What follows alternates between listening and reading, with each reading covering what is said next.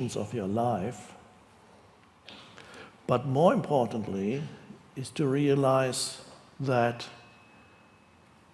you do not have a life, because that's, people say, my life. Now, if you look at the structure of that sentence, my life, there's a duality there.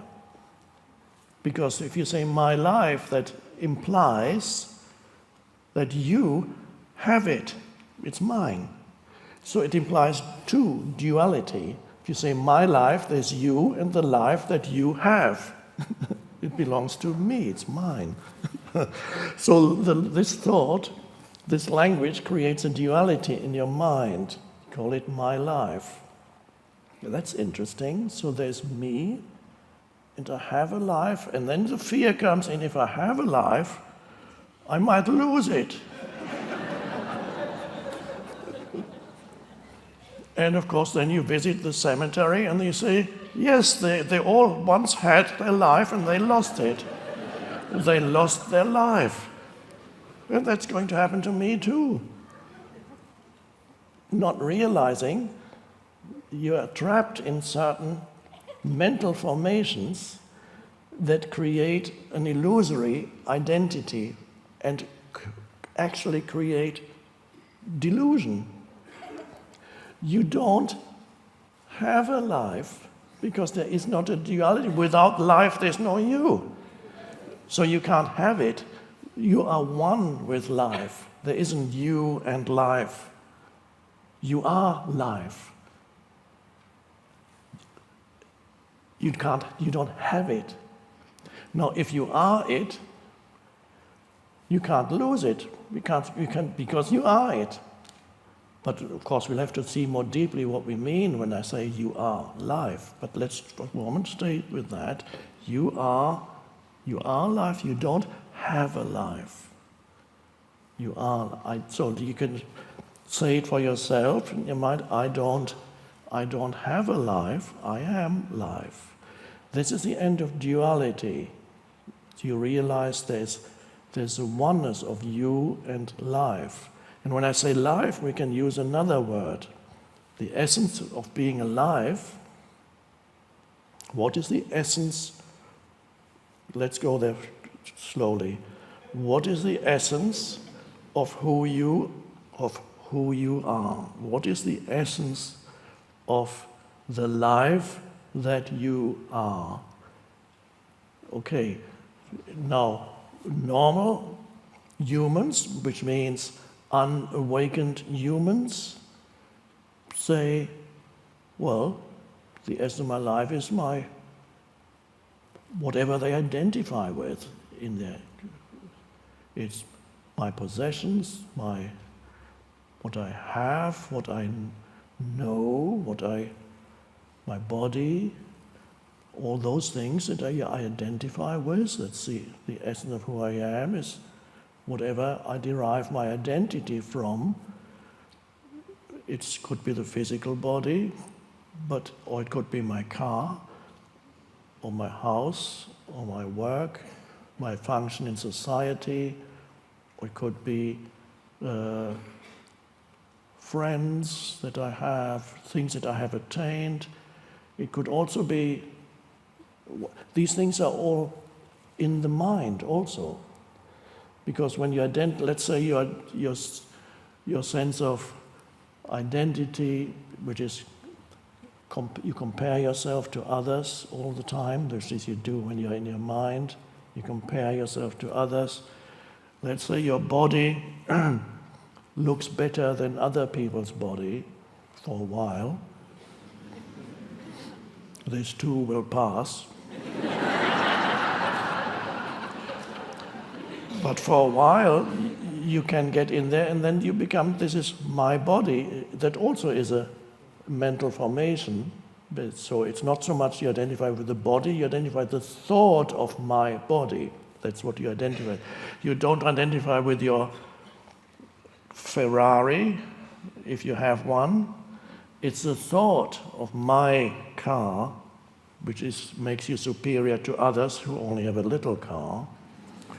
or your body makes you superior to others who have a puny and weak body. So you can display, for a few years, you display your body on the beach and feel good about yourself. And after a while, a day comes when you look in the mirror and say, what happened? There's something wrong with the mirror. In the past, the mirrors that people made were so much better than the mirrors now. So for a while you identify with this or that. That is quite normal. And so when I ask what is the essence of who you are, most people would tell you, well, this is who I am, this is what my identity is derived from this, and this bundle of things is who I am. It's not always positive, because I was just talking about having a body that looks better than other people's body. You could have a body that looks worse than other people's body. And so that serves too.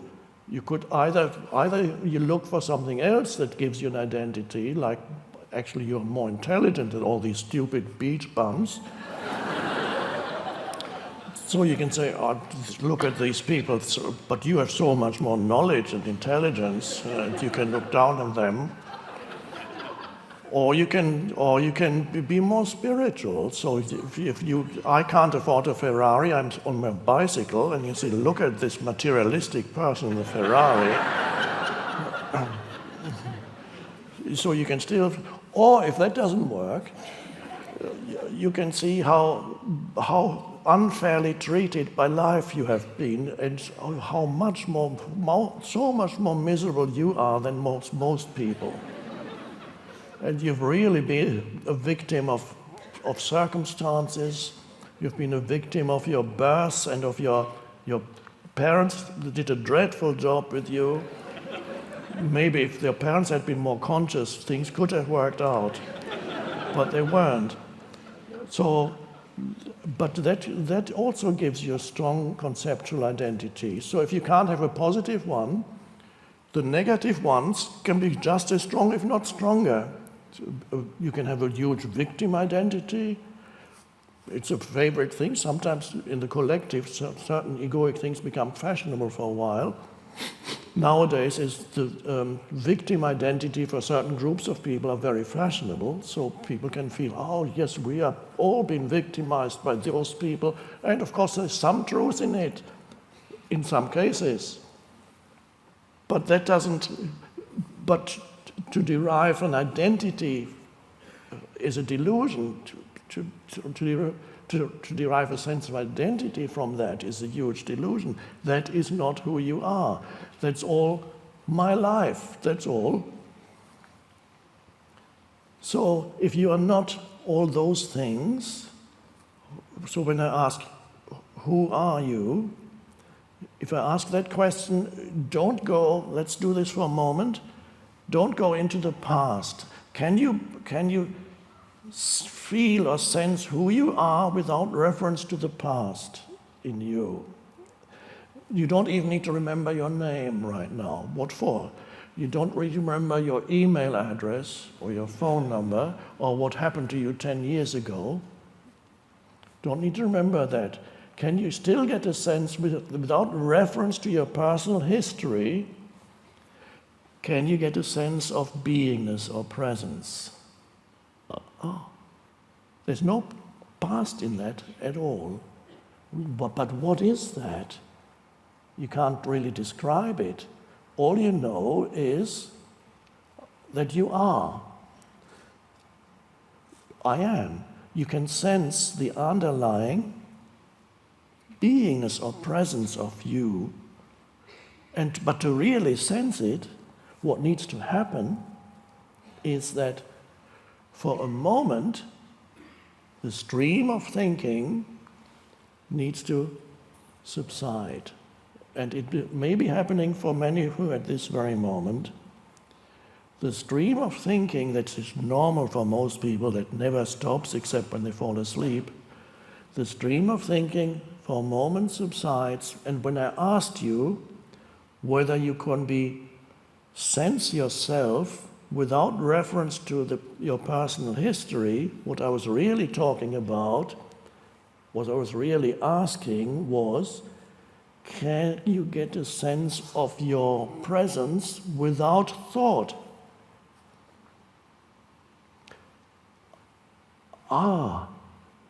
And there's enormous revelation here.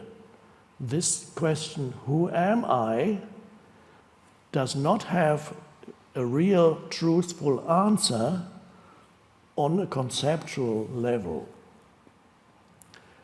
It's not in thoughts or words. The true answer to who am I has no thought in it. It is a sense of presence or beingness. And you can only sense that if even it's only a moment. So the stream of thinking subsides, and what happens is you are completely present without your mind saying anything. You can perceive everything, you can see, you can hear, you're fully there, and your mind is still. Still does not mean that you've gone to sleep. It's the opposite. You're actually more alert in that stillness than you would be if you were identified with this continuous stream of thinking. That's the stillness, the inherent stillness that actually every human has that. You don't need to work hard to attain stillness or think that if I follow the right course of action, it might take me 10 years and then I'll be able to have a still mind. No, it's already there. And if you're not totally miserable and unhappy every moment of your life, that means, without perhaps you knowing it, anybody who is not extremely miserable all the time has a little bit of access, without even knowing it, to that stillness within. They don't know it. All they know is from time to time they feel a little bit good. They feel, They don't know, for 3 seconds they stopped thinking. They might have some other explanation of why in that moment they felt good. Maybe they were looking at a dog, and in that moment, because the dog wasn't thinking anything about them, because the dog doesn't think, the dog is conscious but not conceptual thinking, the dog does not have an opinion about you.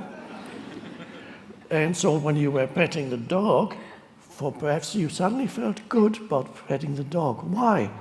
Because for a moment the dog freed you of the judgmental conceptual mind that otherwise would be very active if you were petting a human. It would say something. Of course, you can't do that because people would think you're insane. You can't go up to a human, may I pet you? That would be nice if they did that to each other, but the humans have judgments about you. So whenever you go to a human, you know that he has certain thoughts about you. So the other human cannot free you from your thoughts. But the dog or the cat can, for a short moment, free you from your thoughts. And in that moment, it feels good. That's why people love their pets so deeply. There's a reason, a deeper reason why they love, because the pet frees them a little bit from their minds. And there are moments when you interact with your animal that you can experience brief moments of thoughtless awareness. 2 seconds, 3 seconds, but it's enough to keep you going.